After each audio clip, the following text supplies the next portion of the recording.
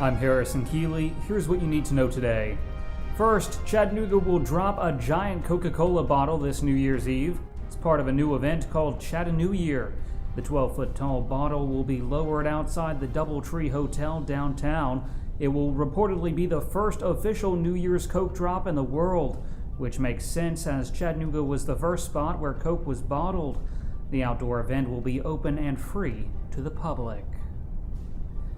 A dead body has been found near King's Lodge in Chattanooga. A utility worker found the body. Police have not yet determined how the man died, but they believe he may have been homeless. It's the third dead body found in the city in 3 days. On Monday, an 85-year-old man was found in a creek near Enterprise South. He had Alzheimer's and had wandered away from home. And on Tuesday, Minister Kenneth Johnson was discovered dead on Blackford Street. Police have not yet identified the body found Wednesday. A couple has been arrested after a veteran was found beaten to death in a ditch on Veterans Day. The body of 59-year-old Kenneth H. Johnson was found on Blackford Street. Police traced text messages from his cell phone to a North Georgia couple. Now 26-year-old Jordan Craig and 22-year-old Stephen Kelly have been charged with first-degree murder and aggravated robbery. Johnson was an associate minister at Mount Canaan Baptist Church. His wife Sandra says he went to Blackford Street after getting a call from someone who asked for help. Craig and Kelly say they met with him to buy drugs, but no evidence was found. Police believe the pair lured Johnson to the alley in order to rob him. A veterinarian who sued Rock City after he was injured by a deer has settled a lawsuit with the company. Dr. Christian Keller visited Rock City in 2009 to care for the sick animal. He said the company ignored him when he asked it to move the deer to a safe place so he could work on it. He also claimed one employee began spraying water where the deer stood, making the ground slippery. When workers started making noise, the animal panicked and knocked him over. Keller broke his wrist and forearm.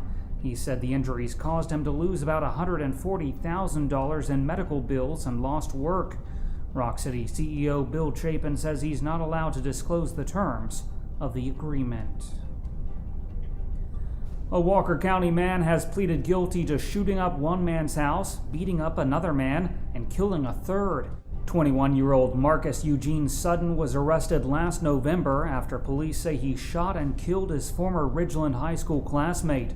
Sutton reportedly fired 7 bullets into Anderson Watts Jr. He's been sentenced to serve the next 30 years in prison. The man who beat his mom's boyfriend to death on Christmas Day is going to jail. According to witnesses, 29-year-old John Dwight Phillips drank up to 20 beers, then went to his mom's home in Murray County. That's where he got into an argument with Tommy Walraven. At one point, Walraven grabbed an unloaded shotgun and Phillips began punching him repeatedly. Phillips has been sentenced to serve 5 years in prison. An East Tennessee mom who used her 3 daughters to make child pornography has been sentenced. 32-year-old Crystal Renee Donpour of Elizabethton has been sentenced to 27 years in prison for photographing sex acts with children. Police say the girl's father was unaware of the abuse. The victims were between the ages of 2 and 8 years old. Turning to weather, today will be cloudy with a high near 44 degrees. The low tonight will be around 25. That's it for today's news. Thanks for being with us. You can find more on these stories and breaking news all day long at timesfreepress.com.